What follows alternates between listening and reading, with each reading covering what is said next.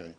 And then you are perhaps familiar with the briefing that the Russian Defense Ministry gave this morning, in which they laid out satellite images or radar tracking images talking about a Ukrainian fighter plane that was apparently near the Malaysian Airlines plane. They also asked questions, a series of questions to you, meaning the U.S. government, to produce the documentation, the evidence that Secretary Kerry, Ambassador Power talked about, but didn't offer any, forensic evidence or at least intel evidence. How do you respond to that?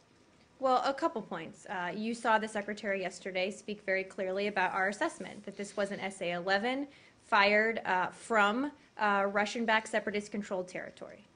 That we know, we saw on social media afterwards, we saw videos, we saw photos of the pro-Russian separatists bragging about shooting down an aircraft that they then took down once it became clear that it may have been a passenger airline.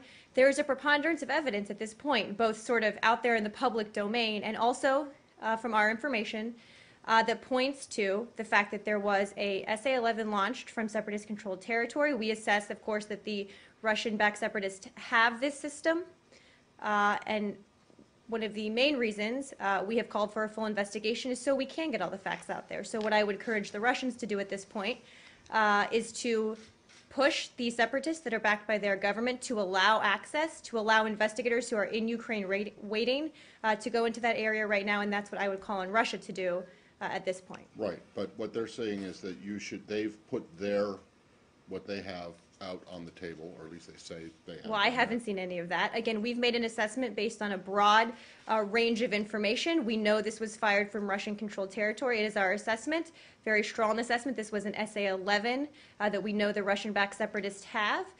We, again, continue to gather more information and call on Russia to push the separatists to allow for a full investigation. How is it exactly that you know that it was fired from from separatist-held territory? Well, we have a great deal of information that the Secretary laid out yesterday, and I can go back through some of it today. But we do know, first, that Russian-backed separatists were in possession of an SA-11 system as early as Monday, July 14th. This is from intercepts of separatist communications posted on YouTube by the Ukrainian Well, is there government. is there anything other, because, I can keep going if you, or you want to jump in. Well, is there stuff that's other than social media that Yes, you're talking absolutely, about? there is. So what is it that's other than social media? At this point, Matt, we've said what our assessment is, a very strong assessment publicly. If there's more information that that's based on that we can share, we're happy to do so. We'll continue looking at that. But look, this is what we know as of right now, based on open information, which is basically common sense, right? We know where it was fired from. We know who has this weapon. Well, I don't know. Backed up, it's disputed, though. Backed up by a host of information that we have gathered about who did this, where it came from, and what the weapon system was. So we're just telling you what we know now. Right, one of the reasons we've called on Russia to push the separatist sit-backs into an investigation so we can get all the facts. Instead of holding press briefings and making statements, maybe the Russian government should call on the separatists they support to allow an actual investigation. Right, but that's what you've done. You've held press, Security well, we don't Council have leverage with meetings the and separatists. going- I would say the Russians do, and they're not using it. So Okay, let's have them use it. I think we're talking at cross purposes here. I'm asking you. Wouldn't be the first time. No, that's true. But I'm asking you, there's all you're willing to present publicly that backs up your version of the story, which may well be the correct version of the story, but all you have, well, it may well be, but I don't know. Because I haven't seen your evidence that shows that the missile was launched from rebel-held territory. But you're saying, so the only thing you're willing to put out publicly is the social media accounts. The social media. That's part of it. Right, but there is social media account that says that disputes that, or that claims to present a different version. So what would that version be, Matt? Well, I don't. There are many theories, but you're saying most that all of which are those completely accounts, illogical. Well, I would point out all of the accounts that do not support your version of events are wrong, and all of the ones that do support it are right. Look, we make assessments based on a variety of intelligence and a variety of information, some of which we can talk about publicly, and some of which we can't. And we also, and look, if you just take a step back, right? We need there to be an investigation so we can get all the facts, period. But on top of that, we have public information, which is, of course, the easiest for us to talk about, Right. of the separatists bragging about having the system, bragging about the attack that took place, and then walking back from it when it became known that it was a passenger jet. I would ask people who don't believe our assessment to say, okay, what other possible explanation could there be for that?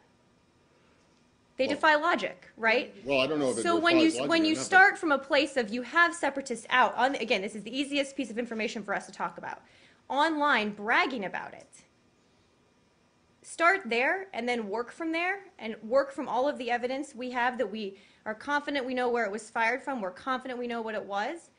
And it points in a certain direction. Again, we would encourage Russia to support an investigation Right. if they don't believe the facts. It points in a certain direction, but I'm not sure it would stand up to, to I an strongly disagree. international I absolutely believe that it would. investigation. Well, are you willing, if not at this moment in time now, but soon, to put forward the intel that you say backs the claims that were made on social media? And in particular, it seems to me that the Secretary was very definitive, as you were just now, in saying that you know for sure, 100%.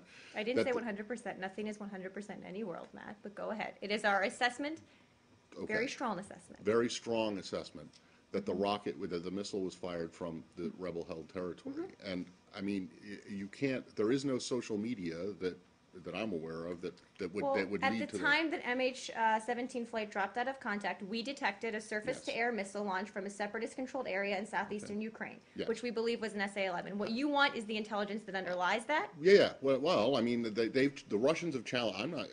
I'm just saying, the I'm just trying Russians to have clarify the said question. we've shown we put out our radar images which show this Ukrainian plane near at least that.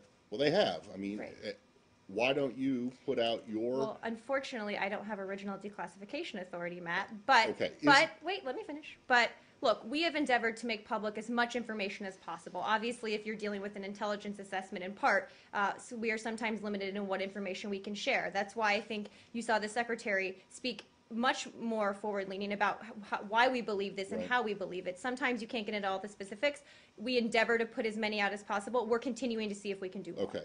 I will say that. Yes, we are. There is a I possibility. can't promise you anything, but we're continuing to There see. is And I would also say that the Russian government has a long history during this conflict of misinformation and propaganda that they've put out. So I would take anything they say about this with a very large grain of salt. Well, okay, but I mean, the problem, are you committing now to at least doing, that the intel community is doing its best to declassify stuff that they can put out and at least end the conflicting, the conflicting claims put forward by I would say both that the U.S. the administration in general and is by Russia. attempting to put out as much information as we can about what underlies our assessment. I would also say that these aren't competing narratives from two equally credible sources here. The Russian government has repeatedly put out misinformation and propaganda throughout this conflict in Ukraine. So I would caution you from saying that this is just two equally Well, credible sources. Well, all right, Although but you're happy to report it that way, but I No, would I I would just- take issue with it. Well, I mean,